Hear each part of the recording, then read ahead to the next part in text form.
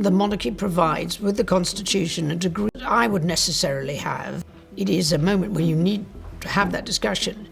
Imagine receiving a message that changes everything you thought you knew about your family. A message delivered not by your father, but by your aunt. A message that leaves you stunned, uncertain, and questioning everything. That is exactly what happened inside Windsor Castle when Princess Anne revealed King Charles's final wish. And the two people most affected, Prince William and Prince Harry. By the end of this video, you will know exactly what Charles asked of his sons, and why it has left the entire royal family divided. But before we go any further, let me ask you something. Do you believe a dying king has the right to demand reconciliation from his estranged sons? Or should William and Harry be allowed to make their own choices? Drop your thoughts in the comments, because this is the kind of question that will be debated for generations. And hit subscribe, because what I'm about to tell you has never been covered anywhere else. Let me take you back to the moment it all began. The moment Prince Harry arrived alone at Windsor. Meghan's absence didn't go unnoticed.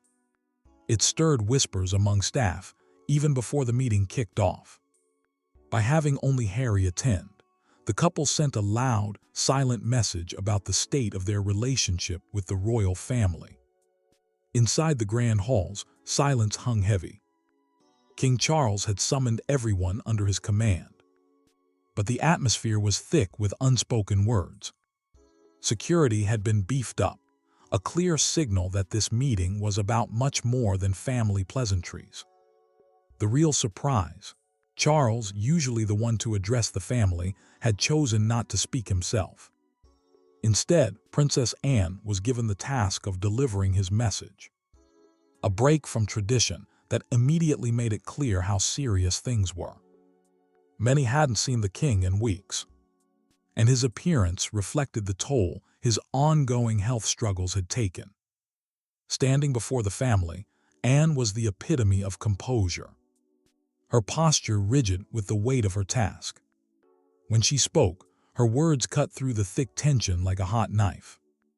This wasn't just another royal announcement. It was a seismic shift in the monarchy's future.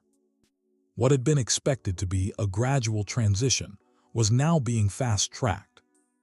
The monarchy, it seemed, was undergoing a total overhaul. William's face betrayed his shock at the magnitude of what was being asked of him. The timeline for his ascension had been drastically shortened. What was supposed to take years was now squeezed into mere months.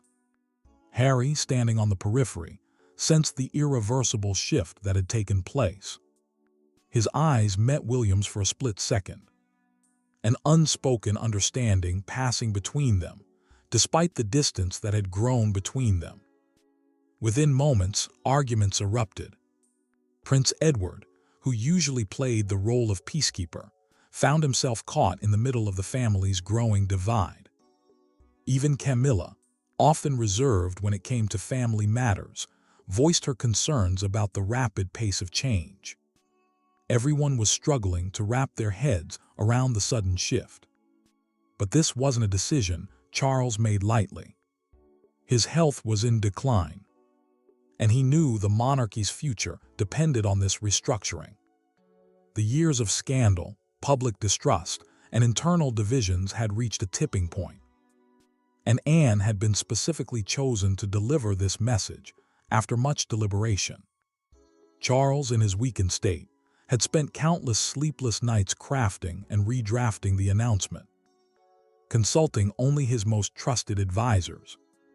Among the royals, Anne was known for her blunt honesty, traits that sometimes put her at odds with the monarchy's preference for diplomacy. But in this moment, her straightforward approach was exactly what Charles needed. In a family where uncomfortable truths were often wrapped in ceremony, Anne was the one person he could trust to speak plainly. When she finished, there was a long silence. Even the staff in the room seemed to hold their breath. The weight of centuries of tradition felt like it might come crashing down at any moment. Charles's plan wasn't just about passing the crown. It was about completely reevaluating the monarchy's place in the modern world. With declining approval ratings and growing Republican sentiment in Commonwealth nations, Charles knew the institution couldn't continue on its current path.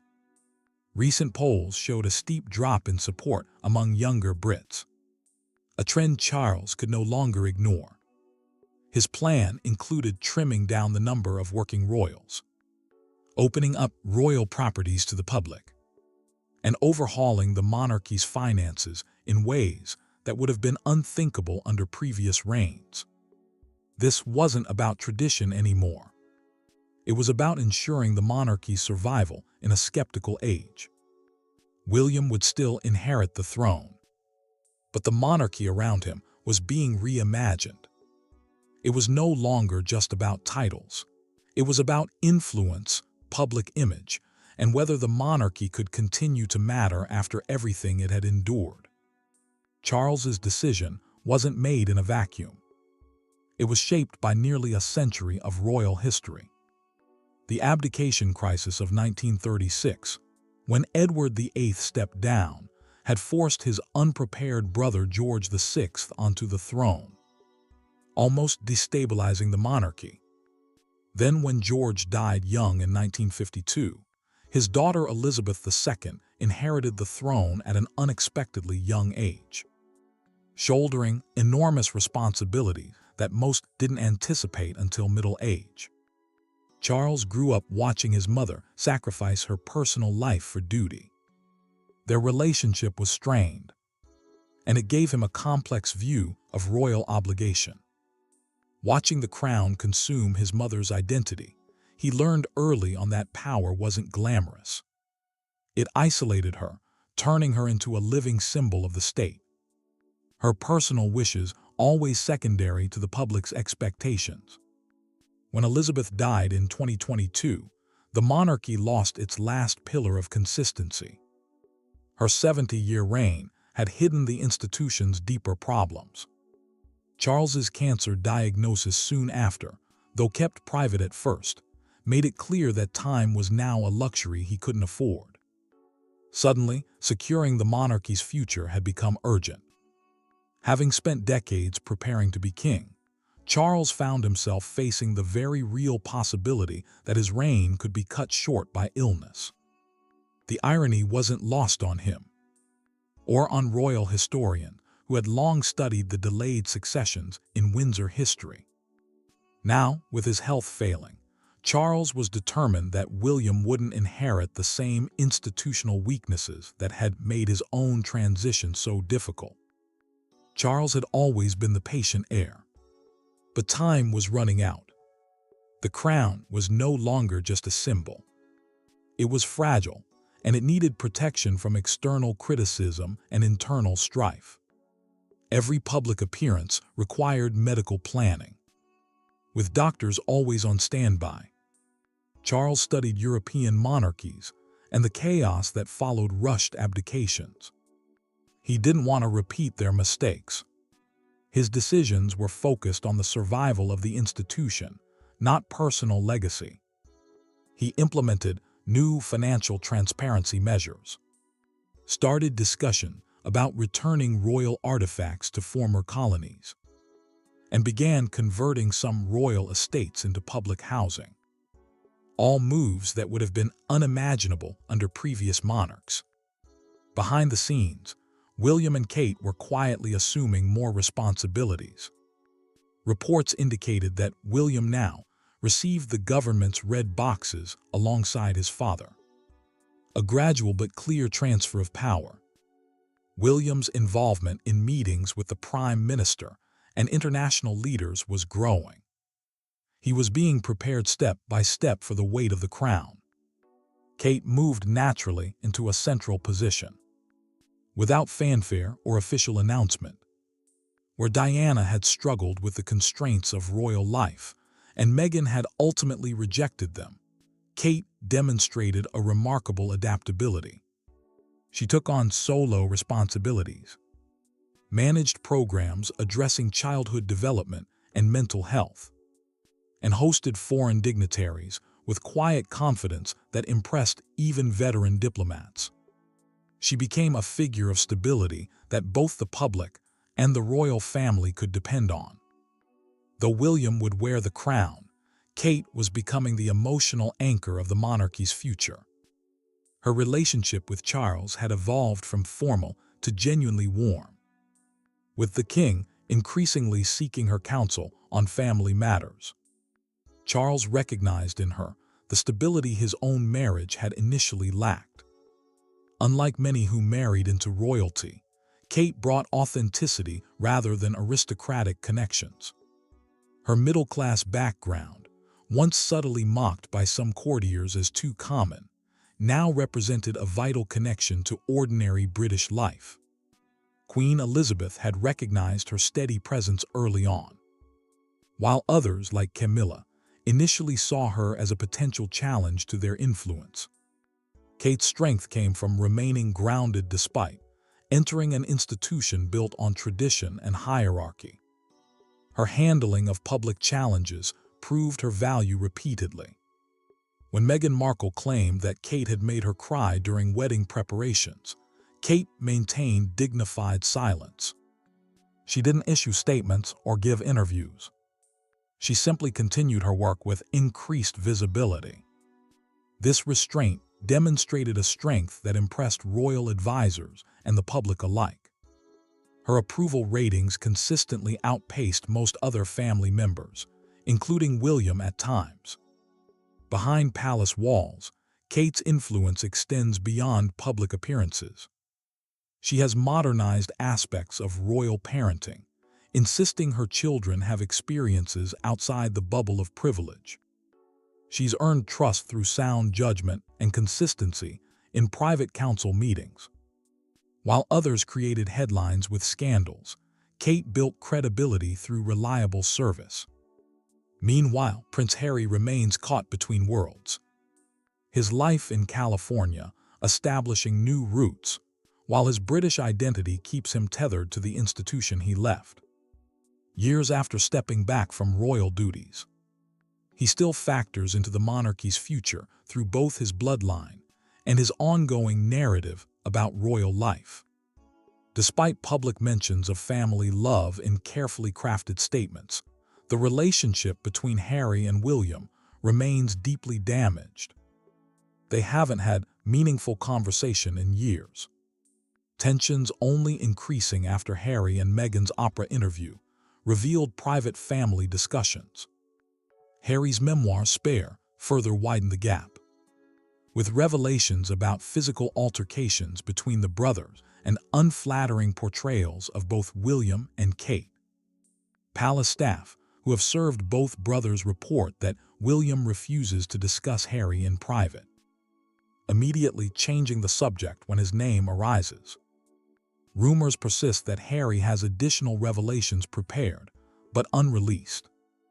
Insiders close to the Sussexes suggest entire chapters were removed from Spare before publication at the advice of legal counsel. Some believe he's waiting for a moment of reconciliation, while others think he's holding back to see what kind of King William becomes. The existence of this potential material creates ongoing anxiety within palace walls. But whether Harry can ever return to the royal fold may no longer be his decision. That power increasingly rests with William, whose position strengthens as Charles's health fluctuates. The dynamic has shifted fundamentally. Harry can no longer appeal to his father as the ultimate authority on his status. The future lies entirely in his brother's hands. As William prepares for leadership, his approach appears more decisive than his father's. Where Charles absorbed family conflicts quietly, often internalizing stress, William seems ready to establish clear boundaries and expectations. According to senior palace sources, one of his first acts as king might be formally removing Harry and Meghan's Royal Highness titles, which they retained but agreed not to use when stepping back from royal duties. William believes the monarchy needs sharper definition about who represents it. in a media landscape where any statement can be amplified globally. Those who choose to leave shouldn't continue holding titles connected to the institution they've abandoned. This position hardened when Meghan was recently referred to as Her Royal Highness in a reposted message from a foreign diplomat, despite agreements not to use that title.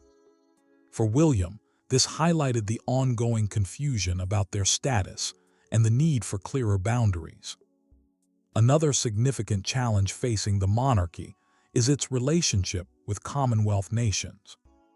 During Elizabeth's reign, her personal popularity helped maintain these connections, even as many former colonies reassessed their relationship with Britain. Since her death, several Caribbean nations have begun formal processes to remove the British monarch as head of state. Following Barbados's example in 2021, Charles has approached this issue with pragmatism rather than resistance. He privately acknowledged that this evolution was inevitable and potentially healthy. Rather than fighting to maintain symbolic leadership positions, his strategy focused on transforming these relationships into meaningful partnerships, based on shared interests rather than historical obligation. This approach has surprised many who expected him to fight harder to preserve traditional roles. William has been central to implementing this new vision. His tour of Commonwealth nations now focus heavily on climate initiatives, education partnerships, and cultural exchange, rather than ceremonial duties. Behind the scenes, he's been meeting with Commonwealth youth leaders to understand their perspectives on the monarchy's future role. These conversations have sometimes led to uncomfortable realizations about how the younger generation views Britain's colonial past. The transition represents one of the most significant shifts in British foreign policy in decades. For centuries, these relationships were fundamental to Britain's global influence. Now, both Charles and William recognize that clinging to outdated power structures will only accelerate their collapse. Instead, they're working to build a Commonwealth relationship based on mutual respect rather than historical difference. For Charles, whose reign has been overshadowed by health concerns and his mother's long legacy, his final royal wish extends beyond ceremonial concerns. He hoped for family healing, not complete reconciliation, but at least an opening where communication might begin again. According to those closest to him, he spends late evenings reviewing family photographs from happier times, particularly those showing William and Harry together as children. He didn't want Harry fully reinstated to working royal status, but neither did he want him permanently estranged. The king has maintained private communication with Harry through trusted intermediaries, even when direct conversation became too difficult. Charles believed family connections carried responsibilities that couldn't simply be erased by geographic distance or public disagreements. His view was nuanced, trying to protect the monarchy while acknowledging blood ties that transcended institutional concerns. He hoped to leave behind not just a functioning institution, but a family that hadn't completely fallen apart. This concern intensified as his health declined, creating a sense of urgency around healing family wounds before time ran out. Princess Anne delivered this message with characteristic directness at the Windsor meeting. As someone respected by both William and Harry for her no-nonsense approach, she conveyed Charles's wish as a matter of duty rather than emotion. But even she understood that reconciliation depends on willingness from both parties. Something she privately doubted existed in sufficient measure to bridge the divide. The king's medical team has advised against emotional stress during his treatment, making direct intervention in the brothers' relationship impossible. Instead, he has tasked his most trusted advisors with creating potential pathways to communication. pathways that might be activated when the time is right. These plans sit in a private safe in his personal study, to be implemented if his condition worsens significantly. The monarchy can plan ceremonies and issue statements, but it cannot heal emotional wounds through royal decree. It cannot undo public revelations or heal private betrayals through protocol.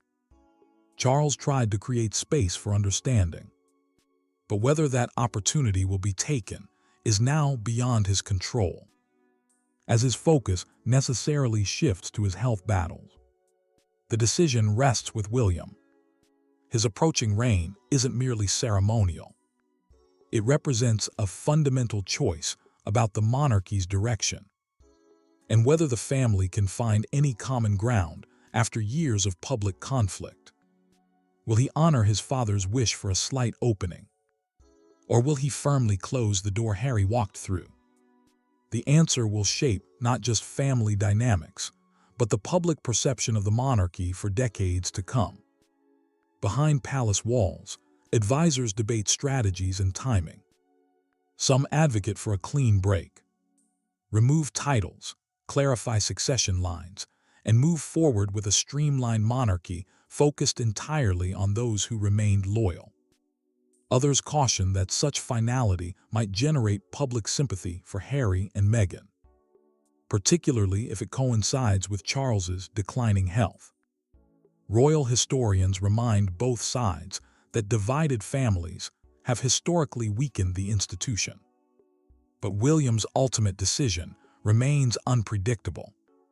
Those closest to him report increasing confidence in his judgment and willingness to make difficult choices. Charles's final message wasn't just a request. It was a test of William's vision for the monarchy's future and his capacity to balance institutional needs against family bonds. King Charles inherited more than a crown. He inherited a monarchy caught between tradition and transformation.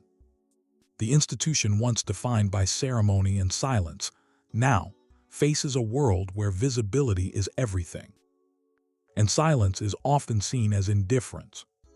Charles knows this. Unlike previous monarchs, he did not rise suddenly to the throne. He waited for decades, watching public opinion evolve, watching institutions crumble, and learning what no other king before him had to learn: how to lead in a time when leadership itself is questioned. From the beginning of his reign, Charles has made it clear that this will not be a monarchy of spectacle. It will be streamlined, deliberate, and more responsive to the social climate. His vision has always included a slimmed-down royal family. Fewer public appearances, fewer working royals, fewer taxpayer-funded roles. This is not just a cost-saving measure. It is an attempt to rebuild trust by showing restraint and relevance. The late Queen Elizabeth II was a symbol of continuity. Charles, by contrast, wants to represent adaptation. He sees that society has changed. People demand transparency. They challenge inherited power. They question everything from wealth to tradition.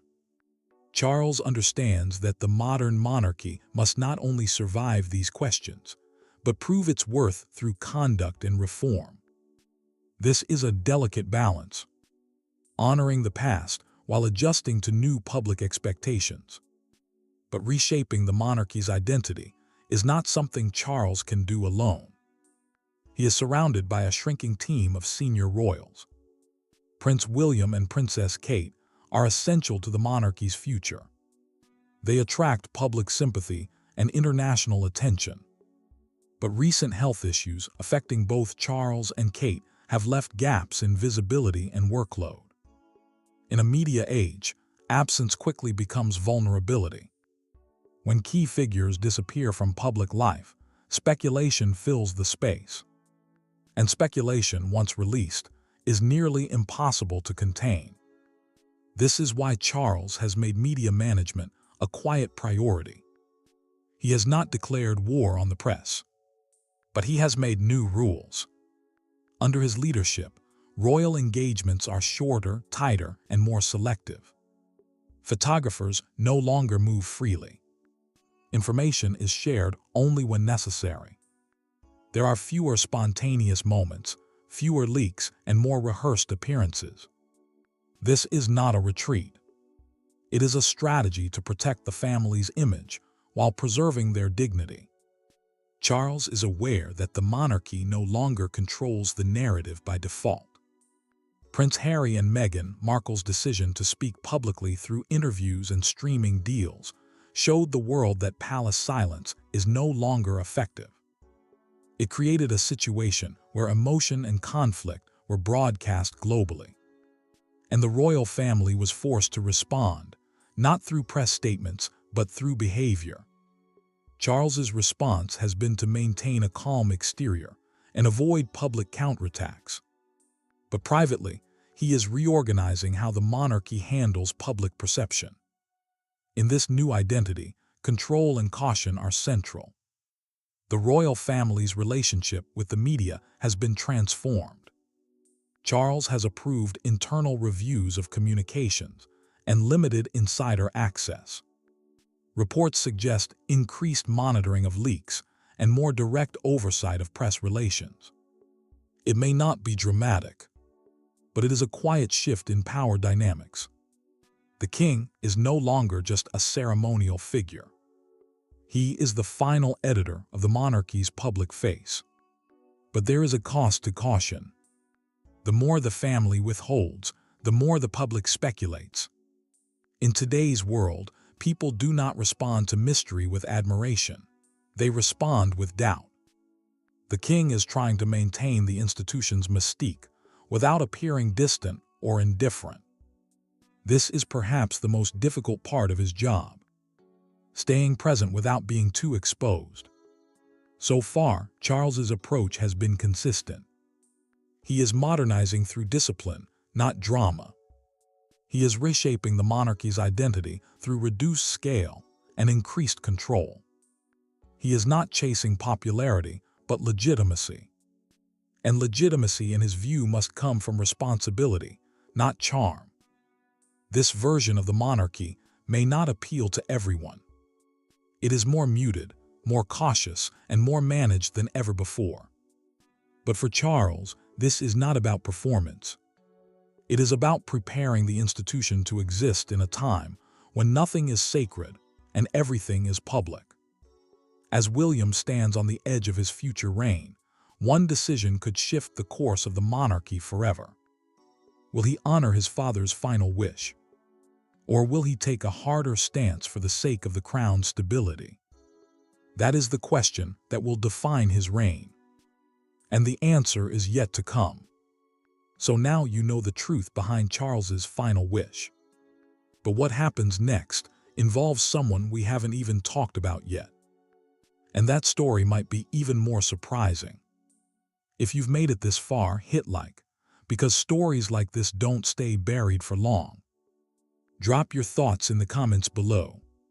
Should William honor his father's final wish or take a harder stance? Subscribe so you don't miss what comes next.